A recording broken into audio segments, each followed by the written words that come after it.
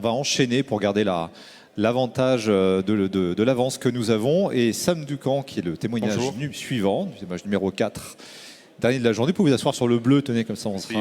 Voilà. Jaune-bleu, on sera dans les tons de la journée. Vous êtes CEO et fondateur de Diamidex. Alors tout d'abord, merci d'être là et bonjour à Arnaud Malvache qui a le Covid, qui nous regarde peut-être de là où il est. On lui souhaite un prompt rétablissement et merci Sam d'avoir accepté de venir pour témoigner.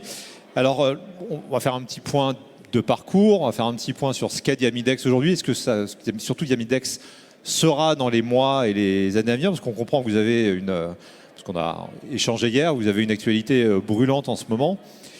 Et surtout, les derniers mois ont été cruciaux dans les prochains mois, dans ce que seront les prochains mois. Peut-être sur vous d'abord, Sam. Donc, vous êtes, allez-y. Vous étiez chercheur, vous êtes entrepreneur aujourd'hui, vous êtes toujours un petit peu les deux. Vous vous décriviez hier, quand on parlait, comme un pur produit de la méritocratie à la française. Effectivement, ENS, CNRS. Oui. C'est le cas. En fait, j'ai eu une activité de recherche fondamentale jusqu'en 2014. Et en 2014, j'ai décidé de prendre la direction d'une entreprise.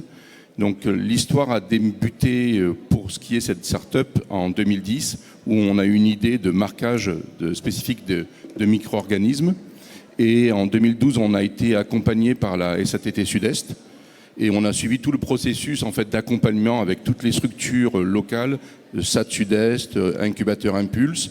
Et on a créé en 2014 l'entreprise avec une équipe. Parce que ce qui est vraiment important de ne pas oublier dans toute cette histoire, c'est que tout seul, on ne peut pas tout faire. Et même si on est légitime scientifiquement parlant, on n'est pas légitime dans tous les domaines. Et il faut savoir s'entourer des bonnes personnes dans le marketing, dans le commercial, de partout en fait. Sachant que vous étiez chercheur, vous êtes entrepreneur, vous continuez à diriger la start-up que vous avez contribué à créer, on est d'accord? En fait, je ne suis plus dans un laboratoire de recherche au CNRS, je suis maintenant uniquement dans Diamidex, et cela depuis fin 2014. Et aujourd'hui, ce pas de côté depuis 8 ans. Voilà. Et aujourd'hui, on est 27 personnes dans l'entreprise. 27 personnes dans l'entreprise. On va parler de ce qu'est Diamidex plus avant, parce que vous marchez sur deux jambes. Il y a la partie Diamidex, et puis il y a une autre partie, vous allez spin-offer, alors des termes techniques là tout de suite, Diamidex pour aller faire un autre pas dans un domaine dont on a déjà parlé ce matin avec Pierre Despanou, qui est l'oncologie, avec Terra Onco. On va regarder ça pour la fin du témoignage. La promesse du témoignage, c'est l'internationalisation. Vous en êtes à ce stade. Et alors, le Covid n'y est pas pour rien, d'après ce qu'on a pu comprendre. Donc, en fait, nous, on a développé une solution. Donc, on a démarré fin 2014 et il nous a fallu de fin 2014 jusqu'en fin 2020 pour en fait développer une solution capable de détecter rapidement des micro-organismes. Et à ce moment-là, on avait deux possibilités, soit commercialiser en France via une force commerciale, soit commercialisé de façon mondiale via le déploiement de distributeurs. Et donc le Covid nous a contraints de changer nos stratégies, qui était au départ de vouloir adresser le marché français en premier en direct et de passer plutôt vers des distributeurs.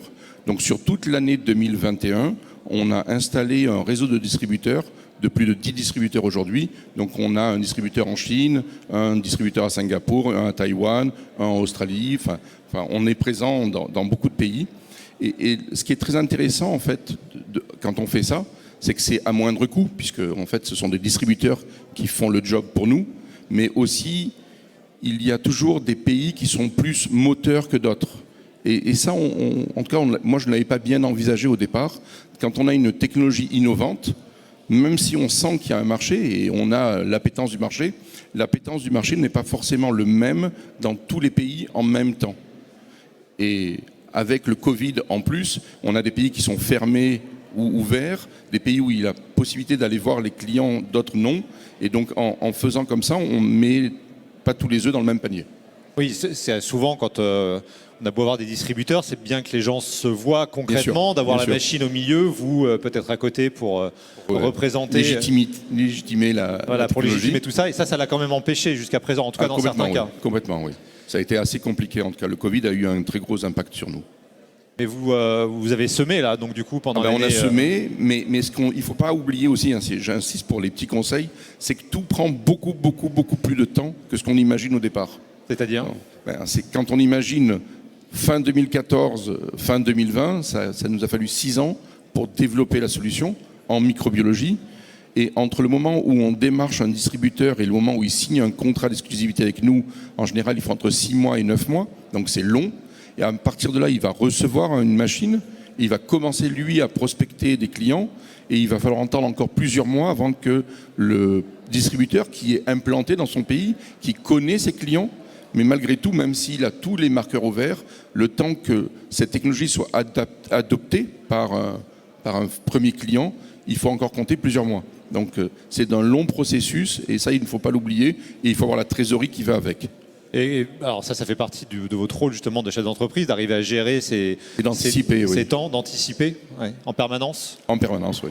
Et donc on est toujours en phase levée de fonds, post-levée de fonds, relevée de fonds, post-levée de fonds, et tous les 2 ans, pour pouvoir arriver à l'équilibre financier. Ce monde des levées de fonds que vous décrivez, c'est pas naturel pour un chercheur au départ, on est d'accord. Mais c'est pour ça que je parle d'équipe, parce que on ne fait jamais ça seul.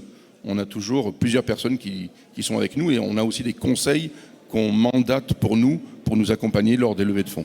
Au départ de votre carrière, vous me disiez que vous avez quand même assez rapidement une interface avec le monde économique, des grandes entreprises principalement. C'est ça qui vous a fait dire que c'était possible pour vous aussi? Effectivement, parce que dès lors que je suis rentré au CNRS, donc il y a bien longtemps maintenant, donc j'ai entamé des relations avec le monde industriel, et j'ai eu des partenariats. Donc comme on le disait juste avant, c'était des gros mots à l'époque. Dès qu'on disait on a signé un contrat avec un industriel, Suez ou qui que ce soit, oulala, mon Dieu, de l'argent sale qui rentre dans les caisses, c'est pas une bonne chose. Et malgré tout, en 2010 ou 2015, c'était encore le cas. Donc cet esprit-là reste encore très présent. Ça évolue aujourd'hui, parce que effectivement vous avez un peu d'antériorité pour le coup dans la. Oui. C'est une manière polie de dire que vous je suis pas très jeune. Moi. Vous avez vu les choses évoluer depuis 20 ans, une vingtaine d'années? On va dire qu'il faut encore beaucoup de temps. Oui. C'est pas encore évident. C'est pas encore, c'est ça. Oui. On est encore loin. On est encore vraiment loin. Oui. Je voudrais que vous nous parliez un moment de Terra Onco. Donc, vous ne vous arrêtez pas à Diamidex, on l'a compris. J'ai évoqué tout à l'heure la deuxième jambe de l'entreprise. Vous n'avez pas abandonné la partie R. Bien sûr. Démo R&D. Et Terra Onco, c'est quoi pour vous aujourd'hui? En fait, la problématique d'un chercheur, c'est qu'il n'arrête jamais de chercher, quoi qu'il se passe. Donc même si on est dans une start-up, même si on est focalisé sur son domaine d'activité qui va générer le chiffre d'affaires dans le futur, il y a toujours une partie du cerveau qui fonctionne sur des recherches beaucoup plus fondamentales. Et donc dans Diamidex, où on a une équipe quand même d'une douzaine de personnes qui travaillent en R&D, on a développé, en utilisant la même approche de chimie clique, on va rester simple, on a développé cette approche-là non pas en microbiologie, mais en oncologie. Et on est capable maintenant de marquer spécifiquement toutes les cellules tumorales avec notre approche de chimie clique. Voilà. Pour l'oncologie en particulier, vous avez détecté que la technologie que vous aviez avait une application supplémentaire dans ce J'avais imaginé une manip pour une raison qui était erronée, comme souvent quand on fait de la recherche, et je suis tombé sur un résultat qui était inattendu. Et donc j'ai levé le nez de ma paillasse, même si c'est pas moi qui fais les manips, et je me suis dit tiens, c'est bizarre, c'est pas ce que j'attendais, mais ça peut servir à quelque chose. C'était quand ça? C'était il y a 3 ans. C'était il y a 3 ans, donc vous étiez encore à la paillasse il y a 3 ans. Non, mais je n'étais pas réellement à la paillasse. J'ai donné l'idée à quelqu'un de faire une manip. Dans un laboratoire académique pour le coup, avec lequel vous avez gardé des contacts. Bien sûr. Et ça, c'est intentionnel. Enfin, je veux dire, ça fait partie de la stratégie de l'entreprise. Ben oui, il faut toujours. Seul, on ne peut rien faire. Et il vaut mieux avoir des partenaires. Et les partenaires académiques sont toujours essentiels pour le développement. Oui.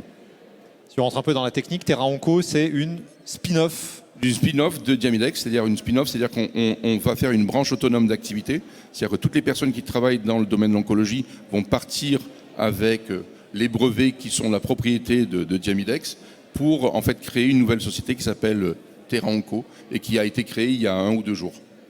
Donc c'est tout récent. Oui, c'est tout récent. Et pour cela, alors, les temps sont longs, souvent dans la medtech. Alors c'est une branche de la deep tech, la biotech. Bon, peu importe de la tech. Les temps sont longs. Ça vous attendez à prendre du temps pour ça, en fait.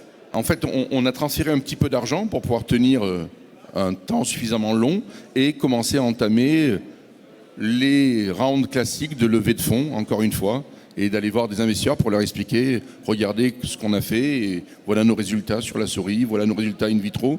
Est-ce que ça vous intéresse d'investir dans notre entreprise? Et c'est vous qui allez diriger ça de près ou de loin, ou vous avez... Moi, je suis microbiologiste, je suis absolument pas compétent en oncologie, donc progressivement, je vais laisser la place à une personne qui est beaucoup plus légitime que moi au niveau de la direction d'entreprise, et je gérerai la partie purement scientifique. D'accord. Et donc dans 10 ans, peut-être une spin-off avec des molécules sur le marché, on le souhaite, c'est la... Exactement, c'est la suite, oui. C'est l'objectif. C'est l'objectif, oui, bien sûr. Merci à vous. On vous souhaite le meilleur pour l'année qui vient. Donc on a compris que ça allait être important, l'internationalisation, la Turquie, Singapour, Hong Kong, etc. Parce que pour l'instant, pour rebondir, allez-y. Pour l'instant, donc les machines sont chez les distributeurs. Les distributeurs sont en train de les placer chez des clients finaux. Les clients finaux sont en train de tester les solutions. Et on espère qu'on a vendu une première solution dans un laboratoire de prestataires de services microbiologiques en Israël. Et on a des tests qui sont en cours en Allemagne, à Singapour, en Grèce, en Turquie, bientôt en Autriche et encore une fois en Allemagne. Donc on essaime comme ça. De tout en anglais ou vous êtes polyglotte? Non, heureusement. Et déjà, j'ai énormément de problèmes pour parler anglais. Donc non, ça suffit l'anglais. Anglais, très bien. Bon. Merci beaucoup. Merci à vous, Sam, d'être venu et de nous avoir témoigné votre parcours.